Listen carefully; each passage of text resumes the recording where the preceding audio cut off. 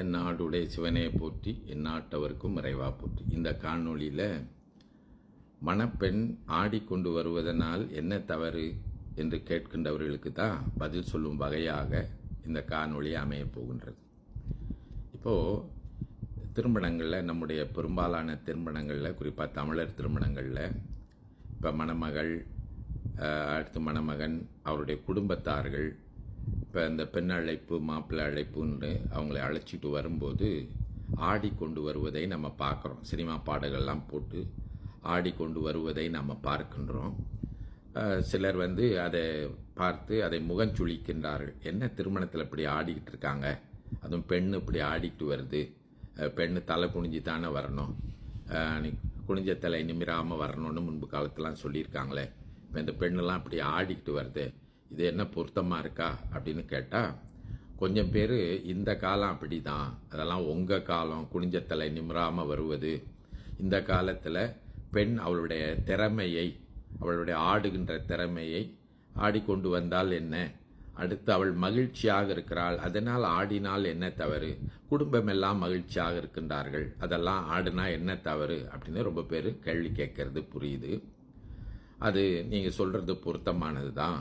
ஆனால் நாம் ஒன்றை சிந்திக்க வேண்டி இருக்கின்றது. என்ன சிந்திக்க வேண்டி இருக்கின்றது?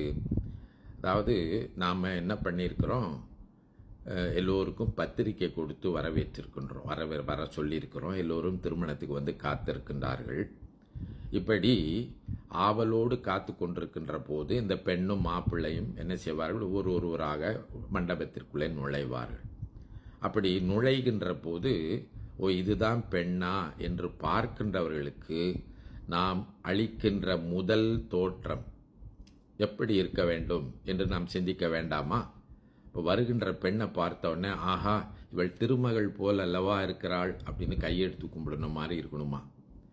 ஆஹா இந்த பெண் எவ்வளவு அழகாக இருக்கின்றாள், எவ்வளவு பண்போடு இருக்கின்றாள், எவ்வளவு பணிவோடு இருக்கின்றாள், எவ்வளவு நம்முடைய அந்த பெண்மையினை உணர்த்தும் வகையால் இருக்கின்றாள் என்று பார்ப்பவர்கள் அவரை எடுத்து கையெடுத்து கும்பிடும்படியாக இருக்க வேண்டும். அதுதான் ஒரு பெண்ணினுடைய சிறப்பு என்று நம் முன்னோர்கள் சொல்லி வைத்திருக்கின்றார்கள்.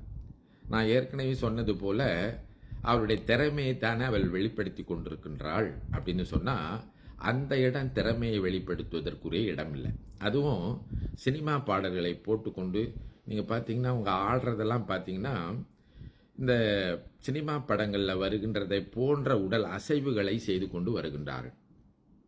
இந்த குத்தாட்டம்னு சொல்கிறாங்க பார்த்தீங்களா, இப்போ சினிமா படத்தில் அந்த குத்தாட்டம் போடுவாங்க. ஏன்னா அவங்க என்ன செய்யணும் அப்படின்னா, சினிமா ரசிகர்கள் இருக்கிறாங்க இல்லைங்களா, அவங்களுடைய கவனத்தை ஈர்க்க வேண்டும். அதற்காக அவங்க எல்லாம் பண்ணுவாங்க, என்னெல்லாம் பண்ணணுமோ அதெல்லாம் பண்ணுவாங்க. அது போன்று உடை அணிவாங்க, அது போன்ற உறுப்புக்களை எல்லாம் அவங்களெல்லாம் அசைத்து ஆடுவதையெல்லாம் அவர்கள் செய்து கொண்டு வருகின்றார்கள், செய்வார்கள். அப்போ தான் ரசிகர்கள் கைத்தட்டி பார்ப்பார்கள். இப்போ நாம் திருமணத்தில் அங்கே வந்திருக்கின்றவர்கள் நம்மை ரசித்து பார்க்க வேண்டும் என்பதற்காக நாம் அங்கே நுழையில, நாம் நம்மளை வாழ்த்துவதற்காக அவர்கள் வந்திருக்கின்றார்கள் என்பதை புரிந்து கொள்ள வேண்டும். அப்போ ரசிப்பது என்பது வேறு, வாழ்த்துவது என்பது வேறு. இந்த கூட ஆடிக்கொண்டு வருகின்ற பெண்கள் கூட பார்த்தீங்கன்னா, அவங்களும் அப்படி தான். அவங்கள இந்த பெண்ணினுடைய சிறப்பினை உணர்த்துகின்றவர்களாகத்தான் அவர்கள் அங்கு வர வேண்டும். அவங்க தான் தோழிமார்கள். அவங்க பார்த்தீங்கன்னா அந்த பெண்ணை விட ஒரு படி மேலே போய் இன்னும் ஈர்ப்பாக, கவர்ச்சியாக இந்த சினிமாவில் வருவதை போன்றெல்லாம் பார்த்து ஆடிக்கொண்டிருக்கின்றார்கள். இது நம்முடைய வழக்கமே கிடையாது.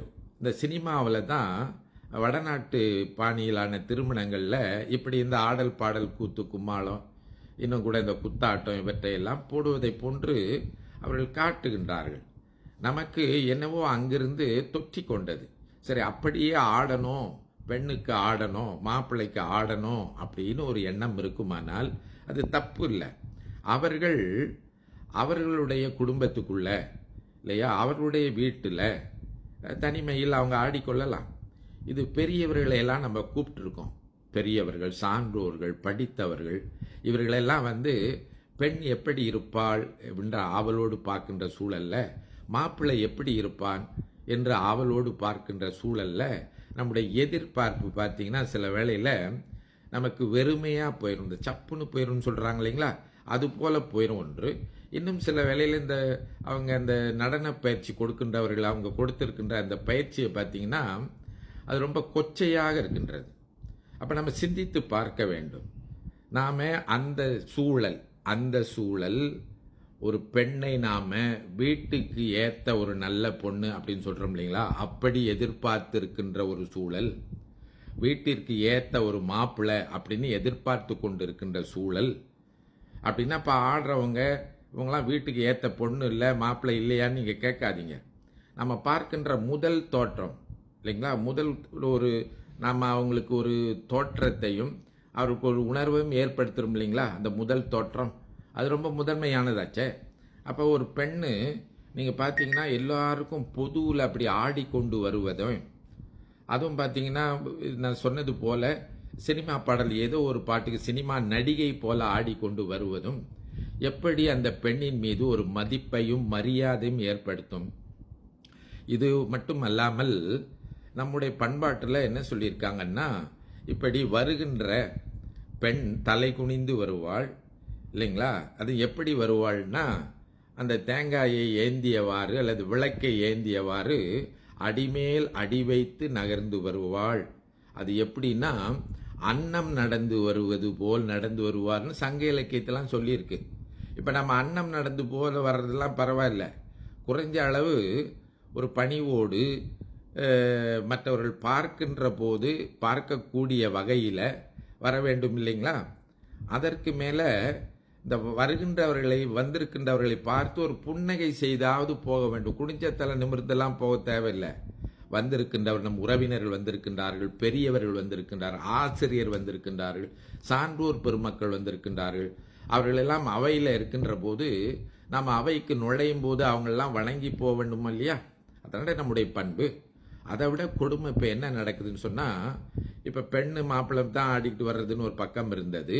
அடுத்து தோழி பெண்கள் இந்த தோழி பையன்கள் தான் தோழர்கள் தான் ஆடிக்கிட்டு வந்தாங்கன்னு இருக்க போக, இப்போ குடும்பமே ஆடிக்கொண்டு வருகின்ற அதாவது பெண்ணோடைய அப்பா அம்மா தாய்மாமா அத்தை உறவினர்கள், அடுத்து மாப்பிள்ளையோட அப்பா அம்மா தாய்மாமன் அத்தை உறவினர்கள் எல்லாம் ஆடிக்கொண்டு வருவதை நம்ம பார்க்குறோம்.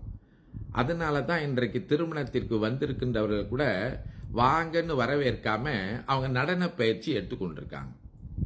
இப்போ அவங்க வந்தவங்களை வாங்கன்னு கேட்கறதா இல்லை நடனம் ஆடி கொண்டு போகிறதா? இப்போ பெற்றோர்கள் மணமக்களோட வர்றாங்க, வரும்போது அவர்கள் என்ன செய்யணும், வந்திருக்கின்றவர்கள் வாங்க வணக்கம் அப்படின்னு இன்முகம் காட்டி வரவேற்கும் இல்லையா.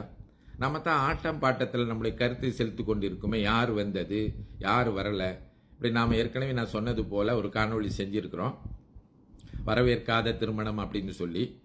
அப்போது எல்லோரும் இதுதான் பெண்ணின் குடும்பமோ இதுதான் மாப்பிள்ளையின் குடும்பமோன்னு பார்க்குற நேரத்தில் நம்ம பாட்டுக்கு ஆடிக்கொண்டிருந்தோம்னு சொன்னால் வந்திருந்தவர்களுக்கு என்ன மரியாதை தெரிவிக்கின்றோம்? அப்போ நம்ம சிந்தித்து பார்க்க வேண்டும். சினிமாவில் நடப்பது வேறு, நம்முடைய நிஜ வாழ்க்கையில் நடப்பது வேறு. அப்போது சினிமாவை பார்த்து இன்றைக்கு இந்த வடநாட்டை போன்று எல்லோரும் என்ன பண்ணிட்டாங்க, பெரும்பாலான இன்றைக்கு வடநாட்டு பாணியிலேயே வர்றாங்க. நீங்கள் பெண்ணு நுழையும் போது பார்த்தீங்கன்னா என்னமோ சினிமா பாட்டை போடுறாங்க, சினிமா பாட்டை போட்டு ஆடி கொண்டு வருகின்றார்கள்.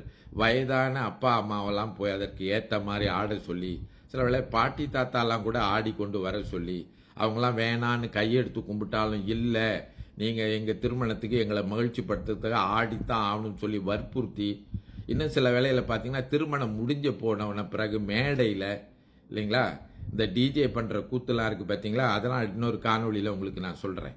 சிலருக்கு இதெல்லாம் கேட்கறதுக்கு இவங்களாம் பழைய காலத்து ஆள் இப்படி தான் பேசிக்கிட்டு இருப்பாங்க, இவங்கெல்லாம் எதுக்கு இந்த ஆள் இதெல்லாம் பேசிகிட்டு இருக்காரு அப்படின்னு நினைக்கக்கூடும். ஆனால் நமக்குன்னு இப்படியே நம்ம திருமணத்தில் மணப்பெண் ஆடி கொண்டு வருவது பையன் ஆடி கொண்டு வருவதுன்னு போயிட்டோம்னு சொன்னால் அதுவே ஒரு பண்பாடாக ஆகி போயிடும். பிற்காலத்தில் நம்முடைய பிள்ளைகள் எல்லாம் இதுதான் நம்முடைய பண்பாடு போல இருக்குது, திருமண பெண் என்றால் ஆடிக்கொண்டு வர வேண்டும் போல இருக்கின்றது அப்படின்னு ஆகி போயிடும். அப்போ சரியான நேரத்தில் அதை எடுத்து சொல்லி திருத்த வேண்டிய பொறுப்பு நமக்கு இருக்கின்றது. நம்முடைய முன்னோர்கள் நம்மளை திருத்தி இருக்கிறதுனால தான் இது தவறு என்று சொல்கின்றோம். இப்போ நாம் நம்ம பிள்ளைகளை திருத்தாவிட்டால் அடுத்த தலைமுறைக்கு இது தவறு என்று தெரியாமல் போய்விடும் என்பதை பணிவோடு சொல்லி சிந்திப்போம், செயல்படுவோம். திருச்சிற்றம்பலம்.